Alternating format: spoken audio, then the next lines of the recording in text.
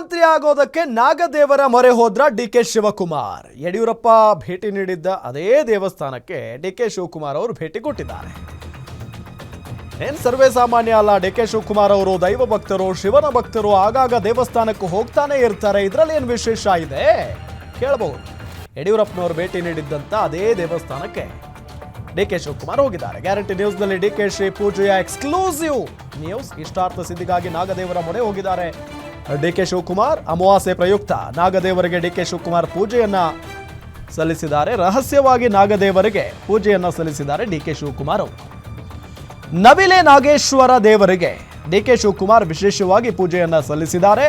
ಯಾವುದೇ ಎಸ್ಕಾರ್ಟ್ ಇಲ್ಲದೆ ದೇವಸ್ಥಾನಕ್ಕೆ ಡಿಸಿಎಂ ಡಿಕೆ ಶಿವಕುಮಾರ್ ಭೇಟಿ ಕೊಟ್ಟಿದ್ದಾರೆ. ಹಾಸನ ಜಿಲ್ಲೆ ಕಟ್ಟಕಡೆ ಗ್ರಾಮ ನಗರ ಸರ್ಕಾರಿ ವಾಹನ ಬಿಟ್ಟು ಖಾಸಗಿ ಕಾರ್ನಲ್ಲಿ ಡಿಕೆ ಶಿವಕುಮಾರ್ ಅವರು ಬಂದಿದ್ದಾರೆ. ಕಾಂಗ್ರೆಸ್ ಜೆಡಿಎಸ್ ಮೈತ್ರಿ ಸರ್ಕಾರ ಬೀಳುವ ವೇಳೆ ಬಿಎಸ್ವೈ ಭೇಟಿ ಕೊಟ್ಟಿದ್ರು. ನವಿಲೆ ನಾಗೇಶ್ವರ ಮೊರೆ ಹೋಗಿದ್ದ ಬಿಎಸ್ ಯಡಿಯೂರಪ್ಪನವರು ನವಿಲೆ ನಾಗೇಶ್ವರರಿಗೆ ಪೂಜೆ ಸಲ್ಲಿಸಿದ್ರು. ಅದಾದ ಬಳಿಕ ಸಿಎಂ ಆಗಿದ್ದು ಯಡಿಯೂರಪ್ಪನವರು. ತೀವ್ರ ಕುತೂಹಲ ಕೆರಳಿಸಿದೆ ಡಿಸಿಎಂ ಡಿಕೆ ಶಿವಕುಮಾರ್ ಅವರ ನಡೆ. ಮೊದಲೇ ಸೆಪ್ಟೆಂಬರ್ ಕ್ರಾಂತಿ, ಅಕ್ಟೋಬರ್ ಕ್ರಾಂತಿ ಅಂತೆಲ್ಲ ಬಹಳಷ್ಟು ಚರ್ಚೆ ನಡೀತಾ ಇದೆ ರಾಜ್ಯ ಕಾಂಗ್ರೆಸ್ನ ವಲಯದಲ್ಲಿ. ಇದೆಲ್ಲದರ ನಡುವೆ ಯಡಿಯೂರಪ್ಪನವರು ಭೇಟಿ ಕೊಟ್ಟು ಬಂದು ಪೂಜೆ ಮಾಡಿಸಿ ಬಂದು ಸಿಎಂ ಆಗಿದ್ದಂಥ ಸಂದರ್ಭ ನೆನಪಾಗ್ತಾ ಇದೆ. ಯಾಕೆ ಅಂತ ಹೇಳಿದ್ರೆ ಅವರು ಬಂದಂಥ ದೇವಸ್ಥಾನಕ್ಕೆ ಈಗ ಡಿಕೆ ಶಿವಕುಮಾರ್ ಅವರು ಕೂಡ ಹೋಗಿದ್ದಾರೆ. ಏನು ಎಸ್ಕಾರ್ಟ್ ಟೀಮ್ ಇತ್ತ ಅವ್ರ ಜೊತೆಗೆ, ಭದ್ರತಾ ಪಡೆ ಇತ್ತಾ? ಇಲ್ಲ, ತಮ್ಮ ಪ್ರೈವೇಟ್ ವಾಹನದಲ್ಲಿ ಹೋಗಿ ಬಂದಿದ್ದಾರೆ. ಯಾರಿಗೂ ಗೊತ್ತಾಗಿಲ್ಲ ಅದು.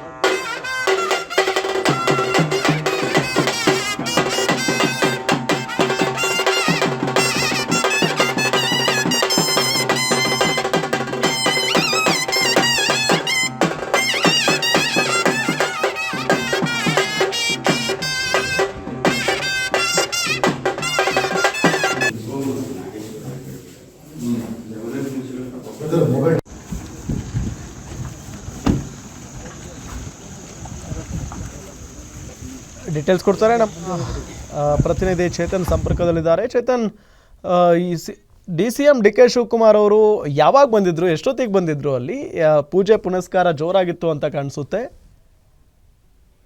ಎಸ್ ರಾಮ್, ಈಗಾಗ್ಲೇ ಏನು ಮುಖ್ಯಮಂತ್ರಿ ಸೀಟು ಗುದ್ದಾಟ ಬೆನ್ನಲ್ಲೇ ಸೆಪ್ಟೆಂಬರ್ ಕ್ರಾಂತಿ, ಒಟ್ಟಾರೆ ರಾಜಕೀಯ ಬೆಳವಣಿಗೆಗಳ ನಡುವೆ ಈಗ ನವಿಲೆ ನಾಗೇಶ್ವರನ ಮೊರೆ ಹೋದ್ರು ಡಿಕೆ ಶಿವಕುಮಾರ್. ಅಮಾವಾಸ್ಯೆ ಪ್ರಯುಕ್ತ, ಅಂದ್ರೆ ನಾಳೆ ಅಮಾವಾಸ್ಯೆ ಇದೆ, ಅದರ ಹಿಂದಿನ ದಿನ ಹಿಂದೂ ಅಮಾವಾಸ್ಯೆ ಪ್ರಯುಕ್ತ ನಾಗದೇವರಿಗೆ ಮೊರೆ ಹೋಗಿದ್ದಾರೆ ಡಿಕೆ ಶಿವಕುಮಾರ್ ಹೋಗಿರೋ ಅಂತದ್ದು. ಅಂದ್ರೆ ಯಾವುದೇ ಎಸ್ಕಾರ್ಟ್ ವಾಹನವಿಲ್ಲದೆ ಖಾಸಗಿ ವಾಹನದಲ್ಲಿ ಡಿಕೆ ಶಿವಕುಮಾರ್ ಬರ್ತಾರೆ. ಬಂದು ಅಲ್ಲಿ ವಿಶೇಷ ಪೂಜೆಯನ್ನ ಸಲ್ಲಿಸ್ತಾರೆ. ಅಂದ್ರೆ ನಾಗದೇವರು, ಅದರ ಜೊತೆಗೆ ಹಂದನಕೆರೆ ದೇವರು ಕೂಡ ಇರುತ್ತೆ, ಅಲ್ಲಿ ವಿಶೇಷವಾಗಿ ಪೂಜೆ ಸಲ್ಲಿಸೋ ಅಂತದ್ದು. ಏನು ಮೈತ್ರಿ ಸರ್ಕಾರ ಬೀಳುವ ಹಂತದಲ್ಲಿ, ಅಂದ್ರೆ ಯಡಿಯೂರಪ್ಪನವರು ನಾಗದೇವರ ದರ್ಶನ ಮಾಡಿದ್ರು. ಅದಾದ ಬಳಿಕ ಮುಖ್ಯಮಂತ್ರಿ ಆಗಿದ್ದು ಕೂಡ ಉಂಟು. ಈ ಹಿನ್ನೆಲೆಯಲ್ಲಿ ಯಡಿಯೂರಪ್ಪನವರು ಮುಖ್ಯಮಂತ್ರಿ ಕೂಡ ಆಗ್ತಾರೆ. ಇದರ ಹಿನ್ನೆಲೆಯಲ್ಲಿ ಡಿಕೆ ಶಿವಕುಮಾರ್ ಈ ದೇವಸ್ಥಾನಕ್ಕೆ ಬರ್ತಾರೆ. ಅಂದ್ರೆ ಯಡಿಯೂರಪ್ಪ ಬಂದು ಹೋದ ಬಳಿಕ ಡಿಕೆ ಶಿವಕುಮಾರ್ ಇಲ್ಲಿ ಬರ್ತಾರೆ, ಇದು ಬಂದು ಪೂಜೆ ಸಲ್ಲಿಸ್ತಾರೆ ಅಂತ ಹೇಳಲಾಗ್ತಾ ಇತ್ತು. ಆದ್ರೆ ಇವತ್ತು ಅಮಾವಾಸ್ಯೆ ಪ್ರಯುಕ್ತ ನಾಗದೇವರಿಗೆ ಡಿಕೆ ಶಿವಕುಮಾರ್ ಅವರು ಒಬ್ಬರೇ ಬಂದು ವಿಶೇಷವಾಗಿ ಪೂಜೆ ಸಲ್ಲಿಸಿರೋ ಅಂತದ್ದು. ಪೂಜೆ ವೇಳೆ ಮೊಬೈಲ್ ನಲ್ಲಿ ಯಾರು ವಿಡಿಯೋ ಮಾಡ್ದಂಗೆ ಅವರ ಬೆಂಬಲಿಗರು ತಡೆದ್ರು. ಅಂದ್ರೆ ಇದು ಖಾಸಗಿ ಪೂಜೆ, ಯಾರು ಕೂಡ ಅಲ್ಲಿ ಬರಬಾರ್ದು ಅಂತ ಅವ್ರಿಗೆ ತಡೆದಿರೋ ಅಂತದ್ದು. ಒಟ್ಟಾರೆಯಾಗಿ ಈ ದೇವಸ್ಥಾನವನ್ನ ಎರಡನೇ ಸುಬ್ರಹ್ಮಣ್ಯ ಅಂತ ಕೂಡ ಕರೀತಾರೆ. ಹಾಸನ ಜಿಲ್ಲೆಯ ಚನ್ನರಾಯಪಟ್ಟಣ ತಾಲೂಕಿನ ನಾಗರನವಿಲೆ ಗ್ರಾಮದಲ್ಲಿ ವಿಶೇಷವಾಗಿ ಪೂಜೆ ಸಲ್ಲಿಸಿರೋ ಅಂತದ್ದು. ರಾಮ್, ಚೇತನ್, ಒಂದು ಅಲ್ಲಿ ಬಹಳಷ್ಟು ದೊಡ್ಡ ದೊಡ್ಡ ರಾಜಕಾರಣಿಗಳು ಬಂದು ಹೋಗಿದ್ದನ್ನು ನಾವು ನೆನಪಿಸ್ಕೊಳ್ಬಹುದು. ಬಹಳ ಪ್ರಮುಖವಾಗಿ ಈ ಹಿಂದೆ ಮೈತ್ರಿ ಸರ್ಕಾರ ಇದ್ದಾಗ ಇನ್ನು ಯಡಿಯೂರಪ್ಪನವರು ಕೂಡ ಬಂದು ಹೋಗಿದ್ರಲ್ಲಿ. ಸೊ ಅದಾದ ನಂತರ ಸಿಎಂ ಆಗಿದ್ದು. ಸೊ ಆ ಒಂದು ದೇವಸ್ಥಾನದ ವಿಶೇಷತೆ ಏನು ಅಂತ? ಎಸ್ ರಾಮ್, ಈ ದೇವಸ್ಥಾನದ ವಿಶೇಷತೆ ಏನು ಅಂದ್ರೆ ಇಷ್ಟಾರ್ಥ ಸಿದ್ಧಿ. ಅಂದ್ರೆ ಈ ದೇವಸ್ಥಾನಕ್ಕೆ ಬಂದು ಅವರ ಇಷ್ಟಾರ್ಥವನ್ನ ಹೇಳ್ಕೊಂಡು ಅಲ್ಲಿ ಪೂಜೆ ಸಲ್ಲಿಸಿದ್ದೇ ಆದ್ರೆ ಅವರ ಇಷ್ಟಾರ್ಥ ಪ್ರಾಪ್ತಿ ಆಗುತ್ತೆ ಅಂತ. ಒಂದು ಉದಾಹರಣೆಯನ್ನ ನೋಡೋದಾದ್ರೆ ಏನು ಮೈತ್ರಿ ಸರ್ಕಾರ ಬೀಳುವ ಹಂತದಲ್ಲಿ ಕೊನೆಯ ಟೈಮ್ ನಲ್ಲಿ ಯಡಿಯೂರಪ್ಪನವರು ಈ ದೇವಸ್ಥಾನಕ್ಕೆ ಭೇಟಿಯನ್ನ ನೀಡ್ತಾರೆ. ಅಲ್ಲಿ ವಿಶೇಷವಾದ ಪೂಜೆಯನ್ನ ಸಲ್ಲಿಸಿ ತಮ್ಮ ಇಷ್ಟಾರ್ಥವನ್ನ ಪ್ರಾರ್ಥನೆ ಮಾಡ್ತಾರೆ. ಅದಾದ ನಂತರ ಯಡಿಯೂರಪ್ಪನವರು ಮುಖ್ಯಮಂತ್ರಿ ಕೂಡ ಆಗ್ತಾರೆ.